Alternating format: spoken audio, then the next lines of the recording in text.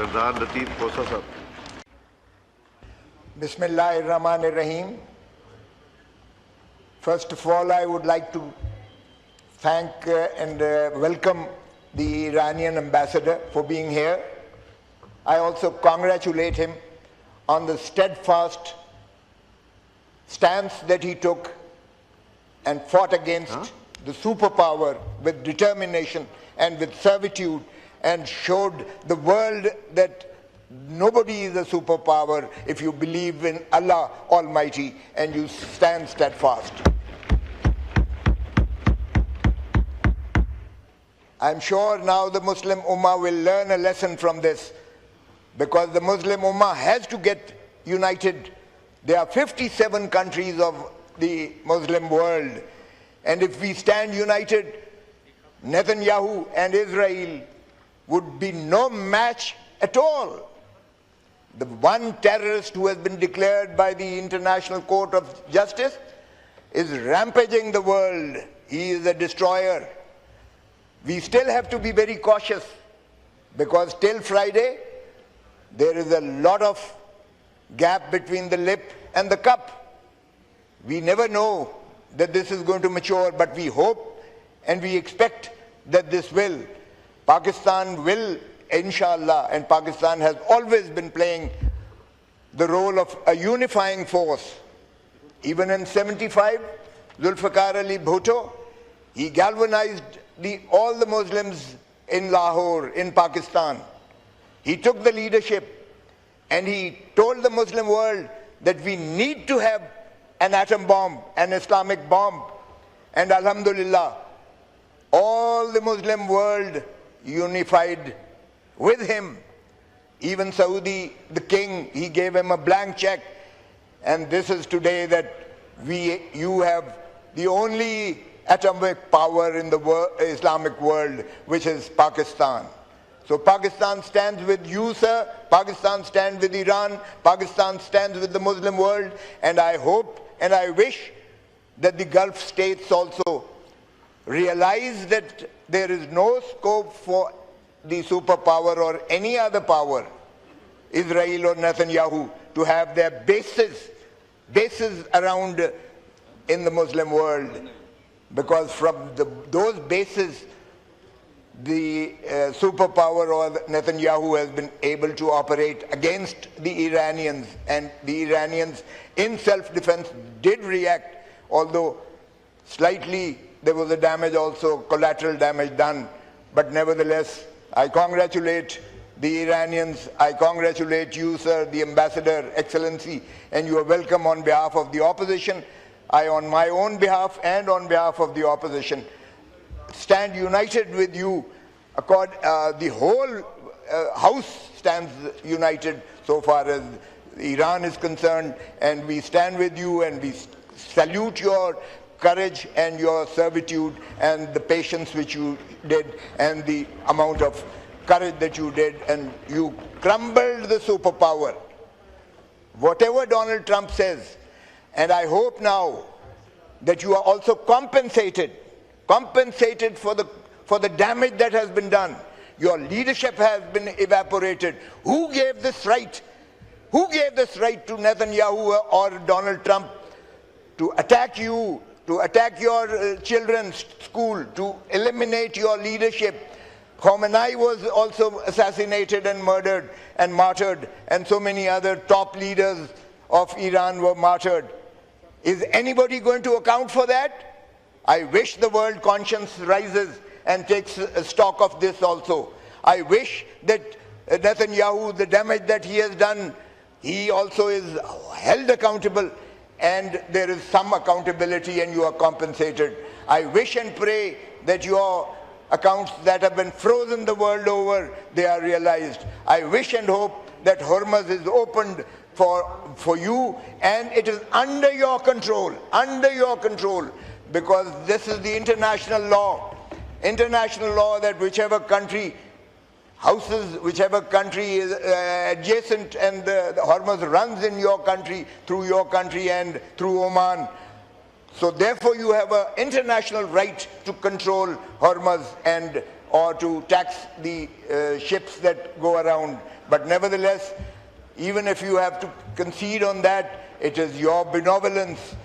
Allah Almighty, inshallah, will compensate you for the damage that you have suffered, and inshallah you will thrive and you will become the leader in the Muslim world. And I hope and wish and pray that Saudi Arab, Qatar, Kuwait, although we are again on the receiving end so far as UAE is concerned, because we have millions of people who unfortunately are problematic over there, but I wish your leadership and the Muslim Ummah leadership accounts for all this and brings about amity and homogeneity, and also promote the trade, inter-say the Muslim world. We are rich in everything. We are rich in everything.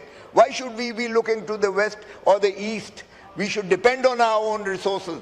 We should have our own commerce. We should have our own banks. We should have our own trades to look after this. And Pakistan will stand by you, and Pakistan will stand with every Muslim country, because Pakistan is an atomic power. General discussion hai. Thank you, sir. Now I will. Now I will come to my.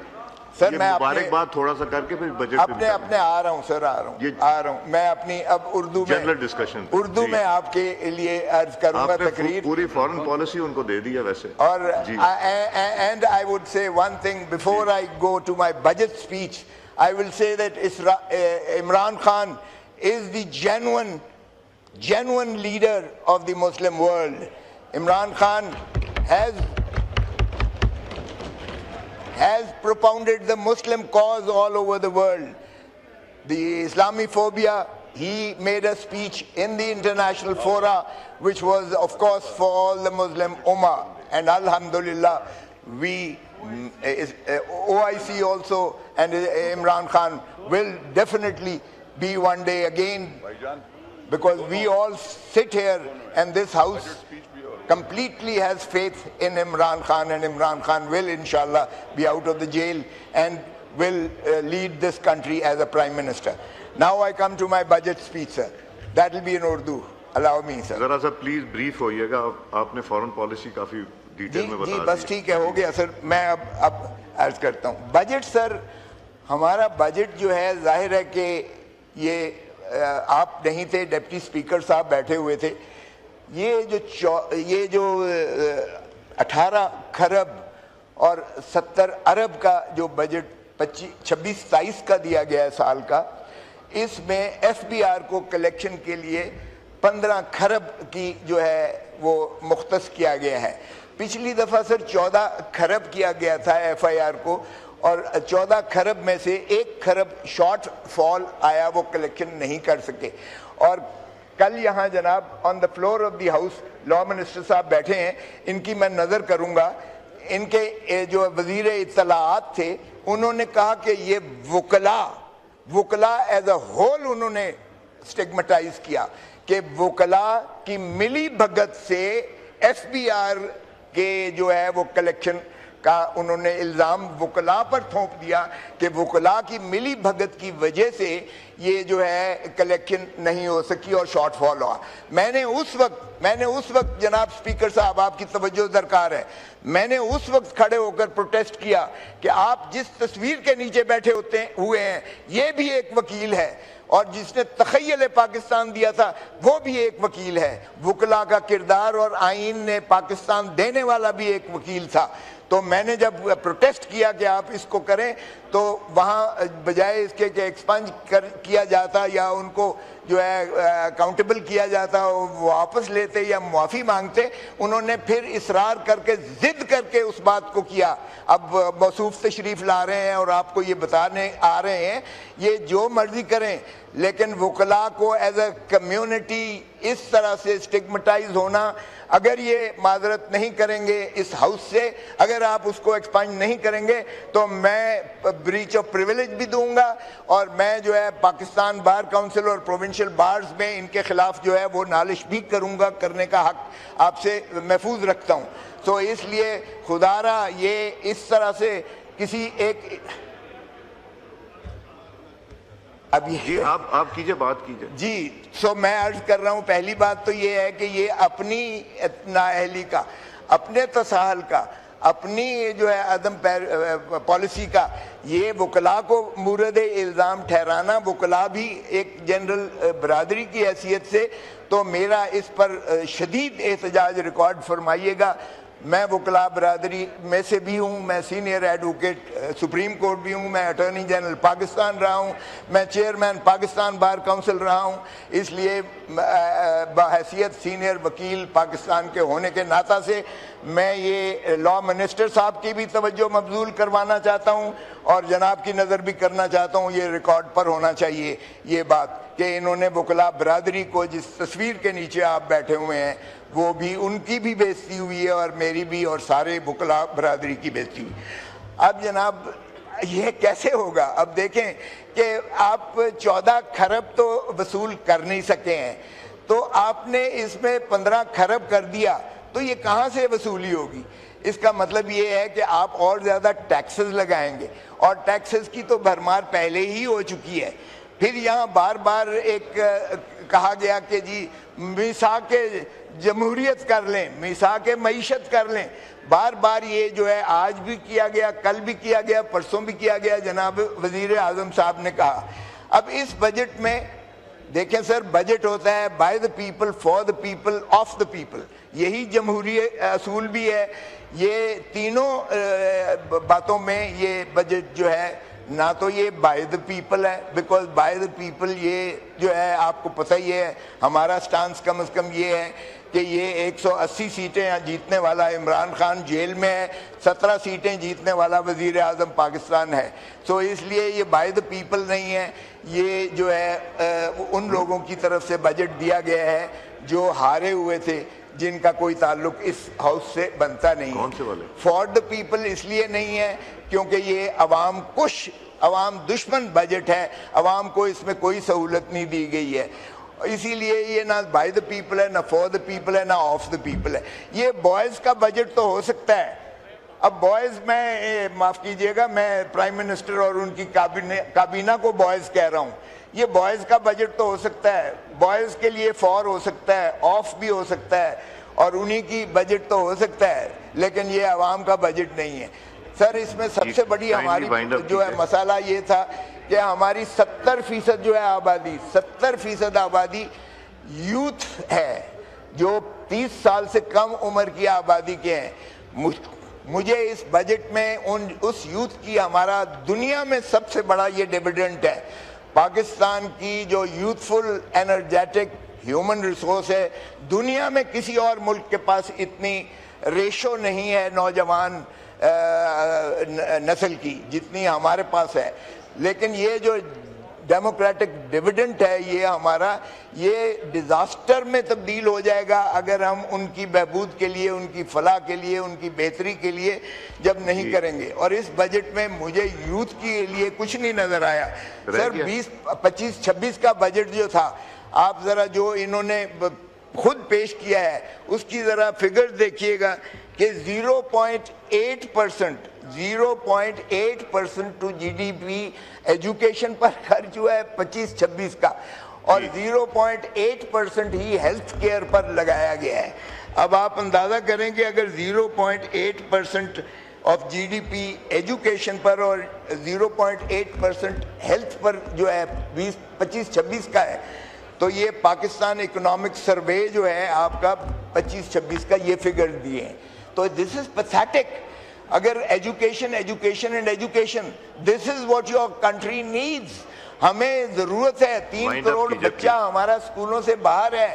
Sir health care میں یہ عالم ہے کہ لوگ جو ہے عدم علاج کی وجہ سے جو ہے وہ فوت ہو رہے ہیں، علاج کے ان کے پاس پیسے نہیں ہیں۔ آپ دیکھیے گا جو انہوں نے پیٹرولیم لیوی لگائی ہے، 130 روپے تک پیٹرولیم لیوی لگائی ہے، اب بھی پیٹرولیم لیوی کو اگر آپ دیکھیں تو یہ جو ہے 18 کھرب میں سے 8 کھرب تو یہ چلے گئے سر، یہ جو ہے ڈیٹ اس میں، اور باقی رہ گئے ان کے پاس 10 کھرب، اور اس میں جو ہے یہ پینشنز کو، سر ان کو جو ہے نہ صرف اپنے جو ہے اخراجات کم کرنے چاہیے، یہ ملٹری کو دیا ہے 3 کھرب، ہماری دفاع کے لیے، ہماری جانیں بھی قربان ہیں ملک کی دفاع کے لیے، تھینک یو سردار صاحب، پلیز تھینک یو سردار صاحب، پلیز تشریف رکھیں. آپ اپنے ٹائم سے ایکسیڈ کر گئے. 7 منٹ تھا، 18 منٹ بول گئے آپ.